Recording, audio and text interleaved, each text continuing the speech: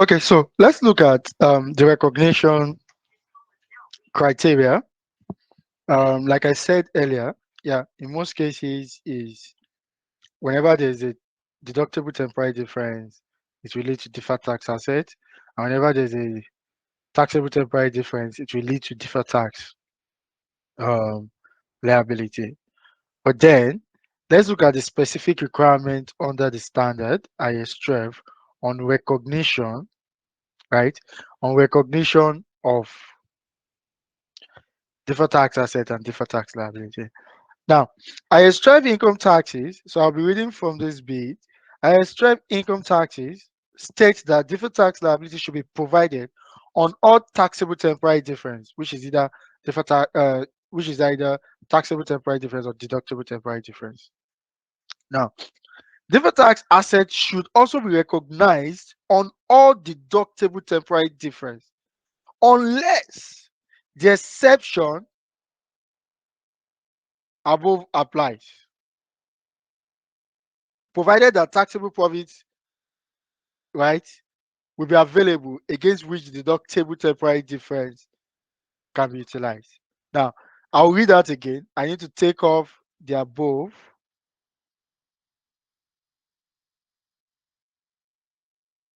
Now, deferred tax assets should be recognized on all deductible temporary difference unless the exceptions apply. Now, what is the exception? Provided that taxable profit will be available against which the deductible temporary difference can be what? Can be utilized. So two things. Let's start with deferred tax liability. Now, they said, looking at here, deferred tax liability should be provided on all taxable temporary difference. So, deferred tax liability recognize a deferred tax liability, right? When there is what? Recognize a deferred tax liability when there is taxable temporary difference. It's as simple as that. Now, the second bit is deferred tax assets. Deferred tax assets should be recognized a deferred tax asset when there is a deductible temporary difference. Please take note of this. Deductible temporary difference. However, the standard went ahead to clarify that whenever there's a deductible temporary difference, you should recognize a deferred tax asset provided there is what? There is future taxable profit, right? That will be used, provided there is future taxable profit, which the deductible,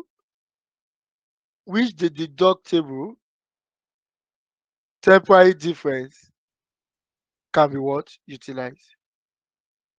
So now this is what it just simply means.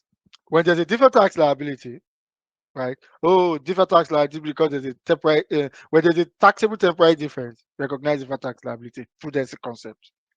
But whenever there is a deductible temporary difference, naturally you should recognize a deferred tax asset. But then you need to check, does the company even make profit? Or are there future taxable profit that this deferred tax liability, sorry, this deductible temporary difference will be utilized against in the future? That is what the standard is saying. Okay. Now, IS12 requires deferred tax liability to be recognized. Yeah, I've explained that. Yeah, I've explained all this, and I've also explained recognition of deferred tax assets. Now, Let's look at the measurement. Now, this measurement, the reason why we are just looking at it so that you understand the principle of the tax rate that should be used, nothing serious. Now, the tax rate in force or expected to be in force when the asset is realized or the liability is settled. That is the tax rate you should use. So, the tax rate to be used, the rate in force or the rate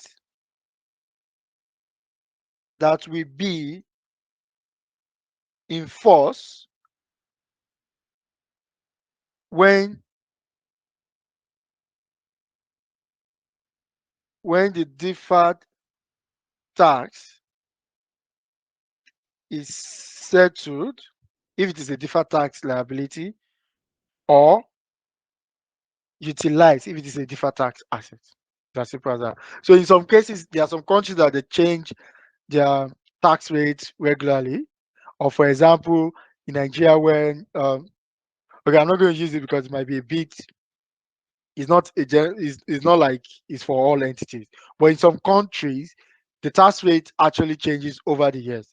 Now you look at it. Oh, is this tax rate in force, or what is the tax rate that will be in force when this deferred tax actually reverses in the future? That's what we're just saying there. Okay. I'm not going to look at this illustration because I'm going to look at a particular illustration um, from ICAN. Yeah, and that was in what year was that? Yeah. So I'm going to look at the end of this class. I'm going to look at a comprehensive question from ICAN. Yeah, question 2 of ICAN November 2019. So I'm not going to look at all these other questions. Now let's look at, like I said, I'll just be touching some very, very key things. Then we can now look at a more comprehensive question. Now, the other thing I want to touch in this class is the revaluation. Now, there could be an upward revaluation or a downward revaluation. Now, upward will always lead to what? Revaluation gain, and a downward revaluation will always lead to what? Revaluation loss. All these would have been dealt with in your IAS 16. So please watch out for the IAS 16 video. Now, revaluation gain, revaluation loss. Now, how does this impact your deferred tax? Now, let me say this specifically that revaluation gain will always make your carrying amount of the asset to be greater than the tax base of that asset. And that automatically leads to your taxable temporary difference, which will lead to your what? Your deferred tax liability. Take note of that. Now, because the taxman does not recognize what a revaluation gain is, what a taxman is not bothered about what revaluation gain is. So a taxman doesn't even recognize revaluation gain. Automatically, it means that your carrying amount, your book value, will always be greater than your tax base. So with that, right? With that, automatically you should know that it will lead to what? Taxable temporary difference. And if it is taxable temporary difference, it will lead to your deferred tax liability. Now, the other one, which is your evaluation loss. Now, that is a downward revaluation.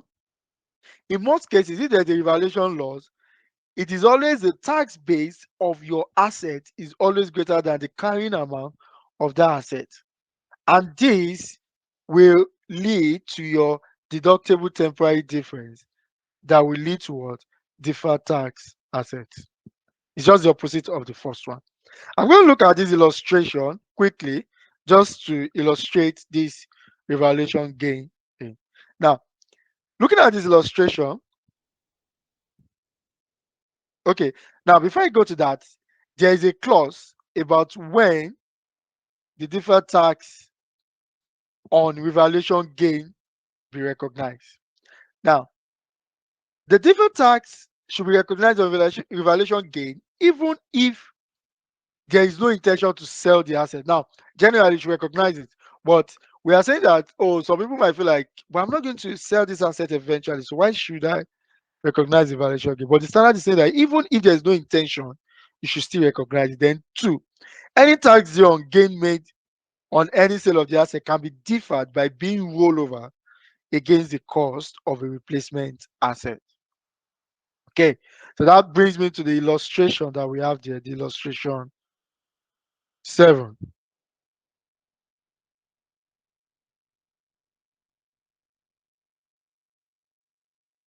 Now, looking at this question, a company purchased some land on 1 January 20X1 for 300,000 naira. On 31 December 20X8, the land was revalued to 500. In the tax regime in which the company operates, revaluation do not affect either the tax base of the asset or taxable profit. Income tax rate is 30%. Required, show the deferred tax assets. Sorry, show the deferred tax effect of the evaluation. Very simple. The key things I want us to look at in the question. Number one, this was the cost, 300. Then after 8 years, it was evaluated to 500. Then afterwards, they said the taxman does not understand what evaluation is, he's not bothered, and the tax rate is 30%. Now let's go. It's simple. Now let's look at it. The company purchased the land. So don't forget, land does not depreciate. So the carrying amount is 300. So I have the carrying amount, right? The carrying amount of the land is what? Is 300,000. And I have the tax base of the land. Sorry, the carrying amount. Okay, let's have it this way. Let's start from the costs. So it's clear.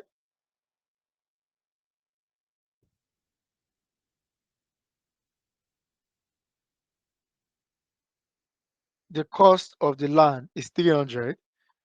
Then after a while, it was revalued.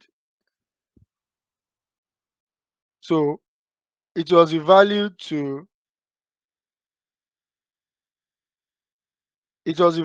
to 500,000, right? So that you have a valuation gain of 200. Does it make sense? Now, outside this evaluation of 200, this is the carrying amount. So let's say the carrying amount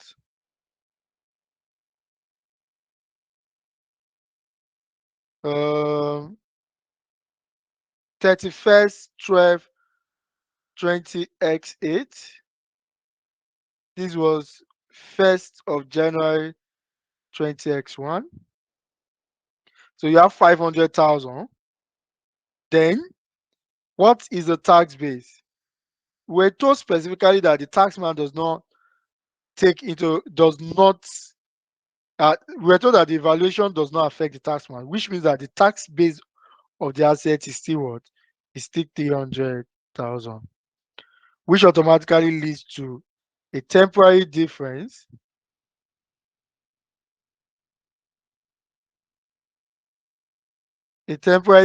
of what? 200,000. Now, this temporary difference, let's now check. Is it a taxable temporary difference or a deductible temporary difference? Straightforward. Don't forget, we said earlier in our summary that when the carrying amount of an asset, right, is greater than the tax base of an asset, then that leads to what? A taxable temporary difference, right? So it automatically means that we have a taxable temporary difference of 200. Then taxable temporary difference leads to what? Deferred tax liability of how much? Deferred tax liability of 30% of 200,000, which should give us 60,000. That is the deferred tax effect of the revaluation. So that is that about that. Okay. Just trying to look at the question that's a bit complex that we can quickly look at.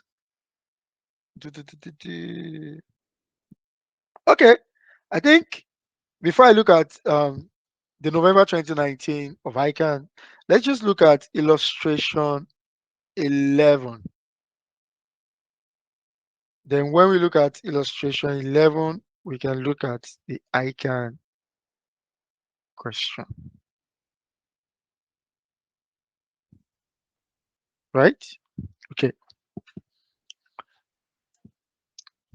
Illustration 11. A company's financial statement show profits before tax of 1,000, right? Okay, of 1,000 in each of years 1, 2, 3. This profit is stated after charging depreciation of 200 per annum. This is due to the purchase of an asset costing 600 in year 1, which is being depreciated over 3 years, used for economic life on a straight line basis, right? The tax allowance granted for the related assets are 240. So they gave you the depreciation, which is 200 per year. And they are giving you the capital allowance, which will replace the depreciation for tax purpose. 240 for year 1, 210 for year 2, and 150 for year 3. Let's take note of this. Now, they were told income tax is calculated at 30% of taxable profit apart from the above depreciation and tax allowances. Okay, sorry, I'll take that again. Income tax is calculated as 30% of taxable profit. Then, apart from the depreciation above and tax allowances, there are no other differences between accounting and taxable profits required. Ignoring deferred tax, prepare income statement extract for each year 1, 2, and 3. Then the other one, the B, is accounting for deferred tax, prepare income statement and statement of financial position extract of each of the years 1, 2, and 3. Right? Pretty straightforward. We're just going to look at this shortly, then we can look at November 2019 from the ICAN past question. Okay. Yeah, good and fair enough. So for the A part, we're told that ignoring the deferred tax purpose, prepare income statement. So I'm going to do my income statement, right? Then we're told for year 1, for year 2, and for year 3. Let's take note of that. Now, don't forget, we're told that the profit before tax, but after charging depreciation of 200 per annum is 1,000. Profit before tax, they said is what? Is 1,000, 1,000, 1,000. But we're now told that ignoring deferred tax, prepare income statement extract. Now, what this statement actually means is that you ignore deferred tax. That means you don't take into cognizance anything that relates to temporary difference at all. And it just means that I just calculate my income tax based on the legal requirements of this country. Now, I'll quickly have a workings for that.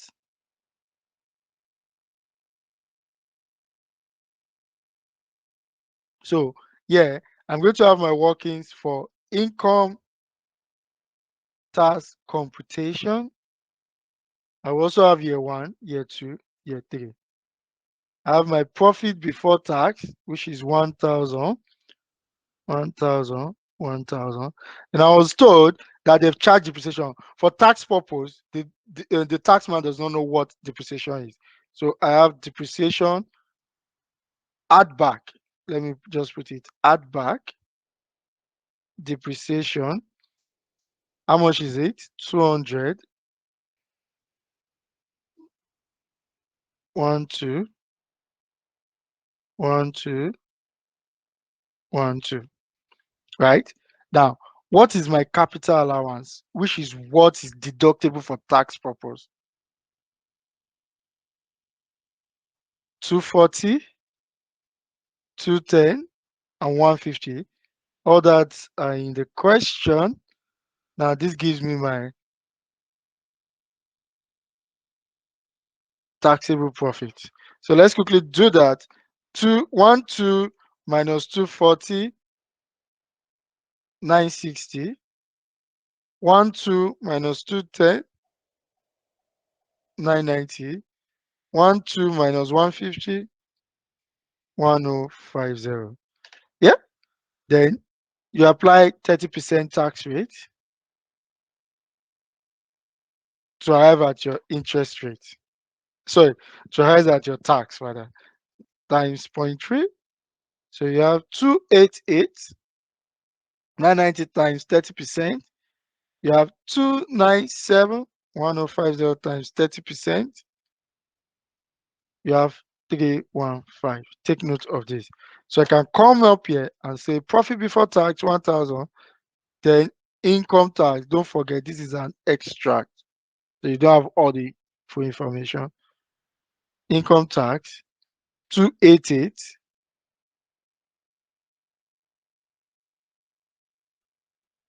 297,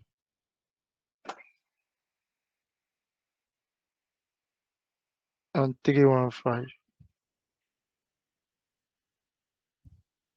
So in profit after tax.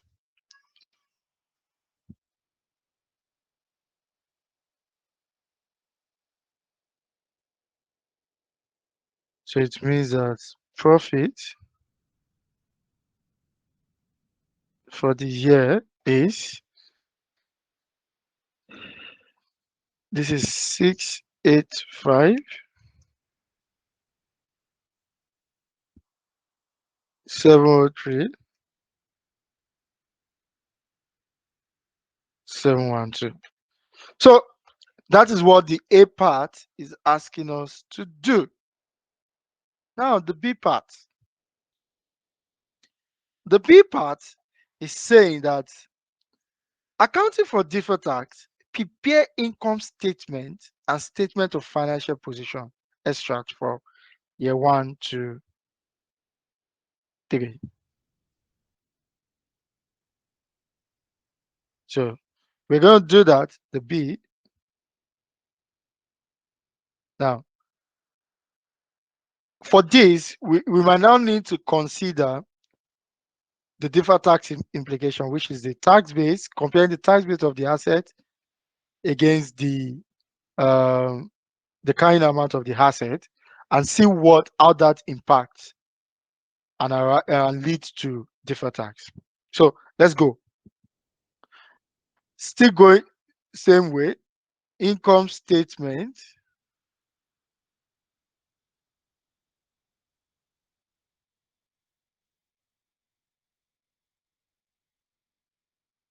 Right?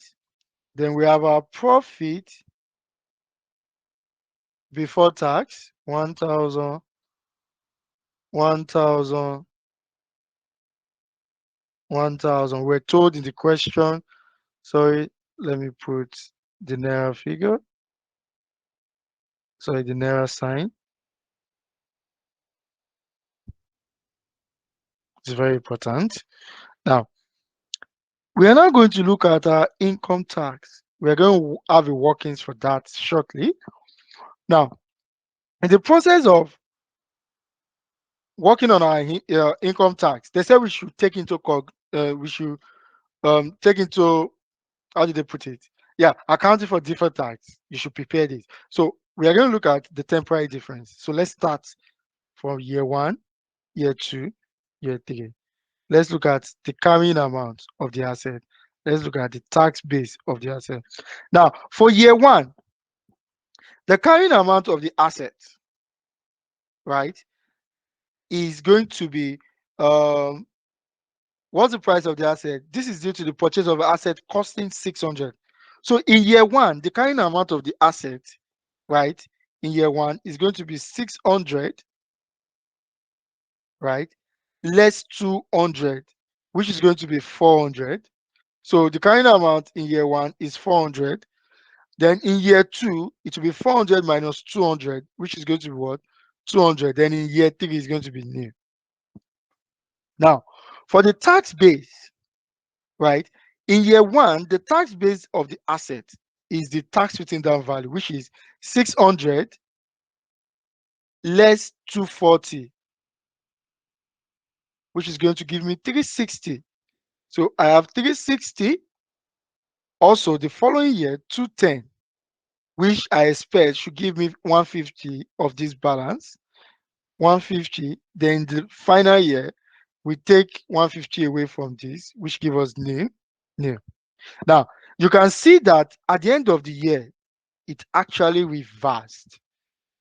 There is no difference between the two. Initially, there were differences, but at the end of the year, there was no difference. Now, this leads to temporary difference. 40 minus 360 is going to give me what? 400 minus 360 is going to give me 40. 40.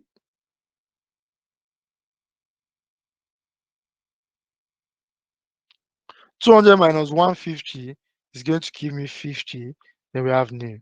Now, this is our taxable temporary difference. Now, which means that my deferred tax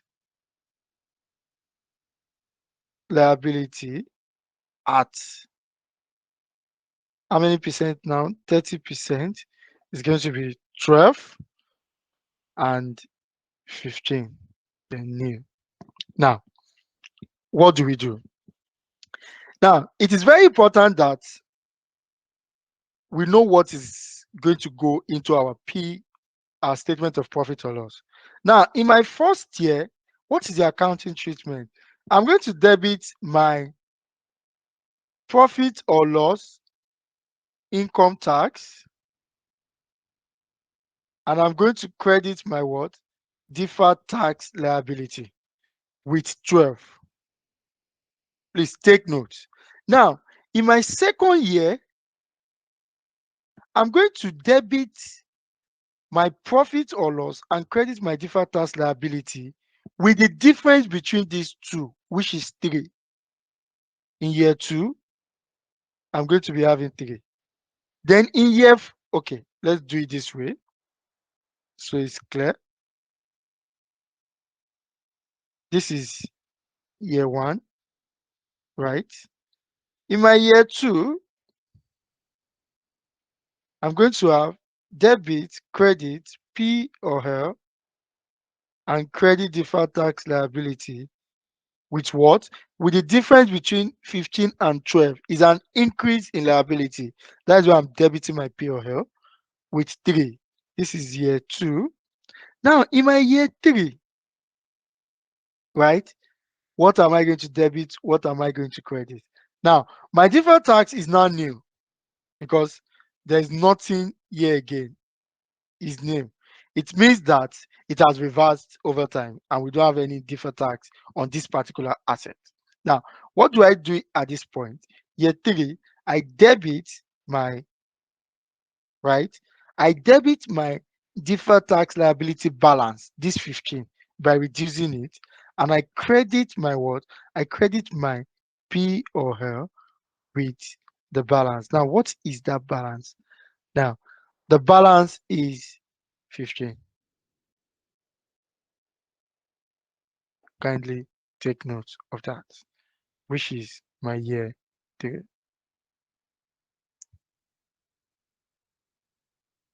Okay, now let's now go back to our question. Income tax. So I will be having both my current tax and my deferred tax. Now for year 1, I think it's better I just come here and just have it well explained here. So my current tax, my deferred tax. My current tax is still going to be what I did initially. We're going to look at that shortly. My current tax is the first one, 288, 297, and 315. So 288, 297, and 315. Right? Now my deferred tax is what? I said in this place, debit my P or L income tax with 12. So I had it. The next one, I said debit my P or L with 3. I had it. Then the final one, I said credit my P or L with 15, which means that I subtract. Let's add up. 288 plus 12 is going to give me 288 plus 12 going to give me 300. 297 is going to give me 300, and this is going to give me 300. So by the time I come here, I'm going to have my deferred tax.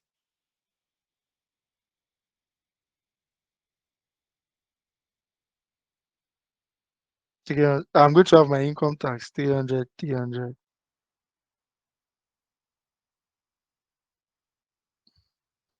So my profit